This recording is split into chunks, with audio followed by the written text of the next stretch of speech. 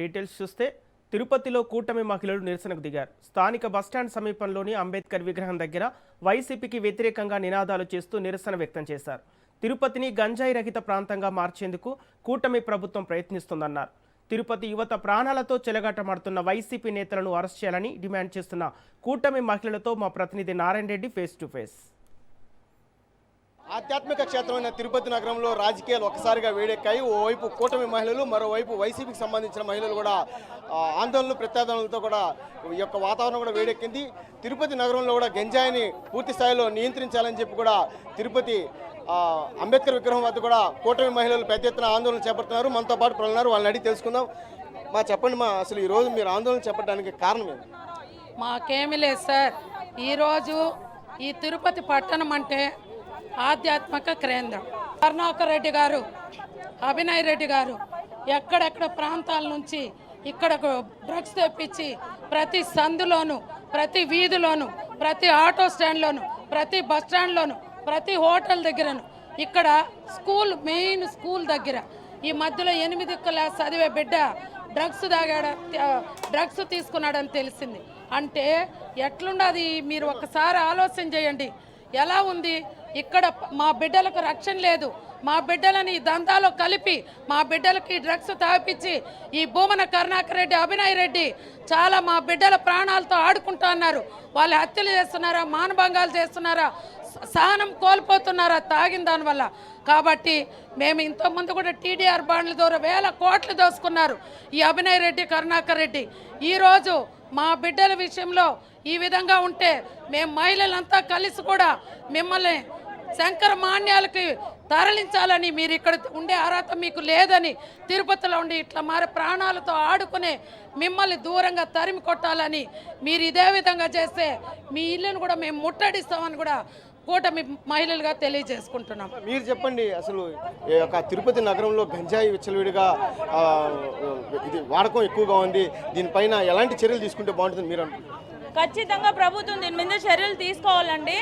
అభినయ్ రెడ్డి గారు చెప్తున్నారు నాకు అతనికి సంబంధం లేదనేసి. అంత బాగా శాలువాలు కప్పి, కండువాలు కప్పి నువ్వు కేక్ తినిపిస్తా అంటే నీకు సంబంధం లేదని చెప్పడం ఎంతవరకు కరెక్ట్? ఈ ప్రభుత్వంలో గంజాయి ఉండాలని మీరే క్లియర్ గా చెప్పారు. అదే విధంగా ప్రతి ఒక్క ఏరియాలో యూత్ మొత్తము మీ వల్లే చెడిపోతున్నారు. యూత్ కూడా తిరుపతి ప్రజలు యూత్ కనుక్కోవాలి. వాళ్ళకి అవసరం ఉన్నన్ని రోజులు మాత్రమే వైసీపీ నాయకులు యూత్ ని వాడుకుంటారు. తరువాత ఇట్లా శాలువాలు వేసుకున్నా కూడా మాకు సంబంధం లేదు, అతను పిల్ల బచ్చా, వాడికి నాకు సంబంధం లేదని చెప్పేది. ఖచ్చితంగా వైసీపీ నాయకులకు చెప్తున్నాము, అడ్డమైన శాసనలు చేస్తే నిజంగా మీ ఇంటికాడికి వచ్చి ముట్టడిస్తాము. మా బిడ్డల జోలికి వస్తే మాత్రం ఊరుకోవని సవాల్ చేస్తున్నాం. మీరు చెప్పండి ఈ రోజు జరగడానికి ఈ యొక్క నిరసన గల కారణం ఏంటి? 6 కేజీల గంజాయి ఇప్పుడు పట్టుబడింది మన తిరుపతి నగరంలో. ఎంత ఆధ్యాత్మిక ప్రాంతంలో తిరుపతి వెంకటేశ్వర స్వామిని దర్శించుకోవడానికి కోట్లాది మంది భక్తులు ఇక్కడికి విచ్చేస్తుంటారు. అట్లాంటి ఎక్కువ రద్దీ ఉన్న ప్రాంతమైనటువంటి రైల్వే స్టేషన్ కావచ్చు, విష్ణు నివాసం కావచ్చు, ఇలాంటి రద్దీ ప్రాంతాలలోనే ఈరోజు 6 కేజీల గంజాయి పట్టుబడింది. ఒరిస్సా నుంచి తీసుకొని వచ్చి ఇక్కడ గంజాయి అమ్ముతున్నారు అంటే వెనక ఎంతమంది నాయకులు ఉంటే, ఎంతమంది ఆర్థికంగా కానీ రాజకీయంగా కానీ వాళ్ళకి సపోర్ట్ చేస్తుంటే కానీ ఒక ఆకు రౌడీ ఇంత గంజాయిని తీసుకొని వచ్చి ఇక్కడ అమ్మడు. అలాంటి వెనక నుండి నడిపిస్తున్న ప్రతి ఒక్క నాయకుడిని కూడా మేము ముందుకు తీసుకొని వచ్చి కఠినంగా చర్యలు తీసుకునేంత వరకు కూడా మేము ఈరోజు పోరాటం అనేది ఆపము. అంతవరకు ఒక్క గంజాయి అనే కాదు, భూ కబ్జాలు కానివ్వండి, ప్రతి ఒక్కటి ఎర్రచందనం కానివ్వండి, ప్రతి ఒక్కటి కూడా భూదందాలు అన్ని ప్రతి ఒక్కటి. భూమన కరుణాకర్ రెడ్డి ఏమంటే కొండ మీద కల్తీలు చేసి, నెయ్యి కల్తీలు చేసి తిరుపతి మొత్తం తిరుమలను భ్రష్టు పట్టించాడు. అభినయ్ రెడ్డి ఈ ఒక్కటని కాదు, డిప్యూటీ మేయర్గా ఉండి ఎన్నెన్ని అరాచకాలు చేయాలో అన్నన్ని అరాచకాలు చేసేశారు. లాస్ట్కి ఏమని చెప్పాడు, జర్నలిస్టులకి ప్లాట్లు ఇస్తామని చెప్పేసి అనేసి లాస్ట్లో అంట ఇదొచ్చేసిందంట, ఎలక్షన్ ఇదొచ్చేసింది కాబట్టి ఎలక్షన్ కోడ్ వచ్చేసరికి క్యాన్సిల్ అయిపోయింది. 5 సంవత్సరాలు నిద్రపోతున్నారా? లాస్ట్లో ఎలక్షన్ కోడ్ వచ్చేటప్పుడే మీకు తెలిసిందా? తిరుపతి నగరాన్ని ప్రశాంత వాతావరణం ఉండే విధంగా కూడా చేపట్టాలని చెప్పి కూడా కూటమి మహిళలు చెప్తున్నారు. ఓవైపు కూటమి మహిళలు, మరోవైపు వైసీపీ మహిళలు కూడా ఆరోపణలు ప్రత్యారోపణలతో నిరసనలతో కూడా ఈ యొక్క తిరుపతి నగరంలో రాజకీయం కూడా ఒకసారిగా వేడెక్కింది. ఓవైపు తాను తప్పు చేసినట్లుగా నిరూపిస్తే తాను దేనికైనా సిద్ధంగా ఉన్నానని చెప్పి బొమ్మన అభినయ్ రెడ్డి చెప్తున్నారు.